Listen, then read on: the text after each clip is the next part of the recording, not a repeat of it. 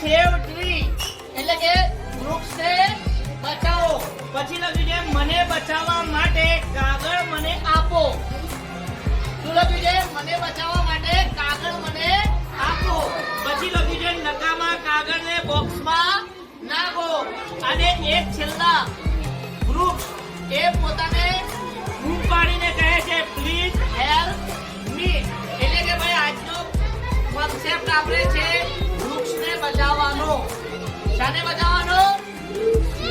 પણ એ કઈ રીતે કે અહીંયા આપણા કાગળ આપણે જે લખીએ છીએ કાગળ શામાંથી બને છે? શામાંથી બને છે? વૃક્ષમાંથી આપણે કાગળ વૃક્ષમાંથી કાગળ બને છે.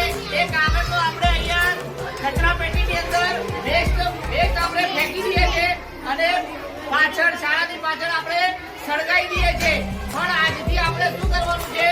એ કચરા પેટીમાં નાખેલા કાગળને આપણે અહીંયા ભેગા કરવાના છે અને આપણે પસ્તીવાળાને વેચી દેવાના છે. એ કાગળમાંથી પાછા રિસાયકલિંગ થઈ અને પાછા નવા કાગળ બનશે. એ માટેનો આપણે એક કોન્સેપ્ટ છે સેવ ટ્રી. એટલે કે ભાઈ વૃક્ષને બચાવવા માટેનો એક આ નાનકડો પ્રયાસ છે.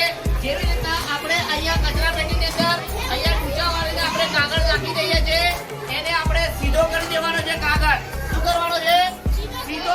સીધો કાગળ કરી અને અહીંયા આ બોક્સની અંદર તમારે નાખી દેવાનો છે. જેટલા પણ કાગળ ભેગા થશે એનું આપણે ભેગા કરી અને સ્ટેપલર દ્વારા એને એકઠા કરીશું. આ રીતના બધા કાગળ ભેગા કરીશું અને એને સ્ટેપલર દ્વારા આપણે આ રીતના ફિટ કરીશું આમ અને એને બચાવીશું. શું કરીશું? બચાવીશું અને આપણે પસ્તીવાળાને એ કાગળ આપણે વેચીશું અને એક નાનકડો આપણે આ પ્રયાસ વૃક્ષને બચાવવા માટેનો છે. તો આ કાગળ વેસ્ટ કાગળ એ ક્યાં જશે? રિસાયકલિંગમાં અને એનાથી બીજા નવા કાગળ બનશે. એનાથી વૃક્ષ કપાતા ઓછા થશે. આ નકામા કાગળ એ ઉપયોગમાં ફરીથી લેવા છે.